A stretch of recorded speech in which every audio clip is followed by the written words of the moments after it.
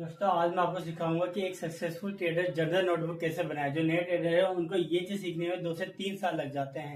इसलिए हमें ये अगर आप पहले सीख लेते हैं तो ये आपके बहुत ही ज्यादा काम आने वाला है एक सक्सेसफुल ट्रेडर बनने के लिए। दोस्तों जो हमारा माइंड साइकोलॉजी है ट्रेडिंग के अंदर 70% काम करता है। इसलिए हम क्या करते हैं, बस 30% जो हमारा ट्रेडिंग नॉलेज है वो काम आती है, बाकी 70% हमारा माइंड साइकोलॉजी काम करता है और इस पर कोई भी ध्यान नहीं देता है। तो हमें ये चीज सीखना बहुत जरूरी है। अगर ये आपने सीख लिया तो काफी ज्यादा हेल्प करेगी। आप इसको 2 से 3 महीने अप्लाई करके देखना, आपको बहुत ज्यादा हेल्प करेगा।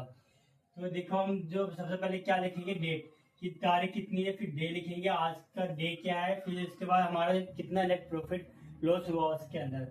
फिर आ जाते हैं कि हमारे स्टार्टिंग अकाउंट बैलेंस कितना था उसके अंदर, फिर क्लोजिंग अकाउंट बैलेंस कितना था। फिर उसके बाद आपने जो ट्रेड लिया वो एग्रेसिव लिया है या सेफ लिया है, फिर उस ट्रेड में आपको कितना प्रॉफिट लॉस हुआ, स्ट्राइक प्राइस क्या थी उस ट्रेड की।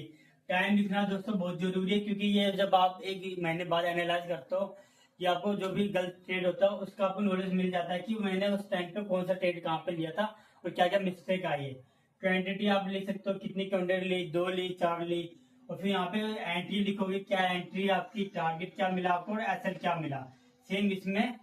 और इसके बाद आप लिखो माई ऑब्जर्वेशन, वो जो आपने ट्रेड लिया वो ट्रेड लेने का पीछे रीजन क्या था, ये लिखना बहुत जरूरी है। फिर उसके बाद गलती, अगर आपका ऐसा लग जाता है तो आपको उसके अंदर मिस्टेक पता होगी कि आपने अपने सेटअप पे लिया है या नहीं लिया है, और उसके अंदर नहीं लिया तो इसमें आपने क्या क्या मिस्टेक की है।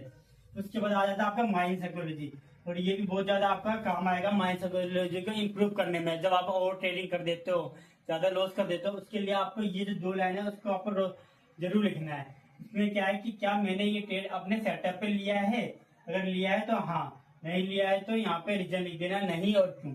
उसके बाद ये है अगला लाइन, क्या मैंने ये ट्रेड फॉर्मल या फ्रस्ट्रेशन में लिया है, अगर मैंने फॉर्मल में लिया है या फियर में लिया है तो यहाँ पे आपको रीजन लिखना है और उसका रीजन लिखोगे, और अगर नहीं लिया है तो नहीं। ठीक है, धन्यवाद दोस्तों, आज के लिए इतना ही। आप ये दोस्त कम 3 से 4 महीने अप्लाई करके देखो, आपको बहुत ही अच्छे रिजल्ट मिलेंगे।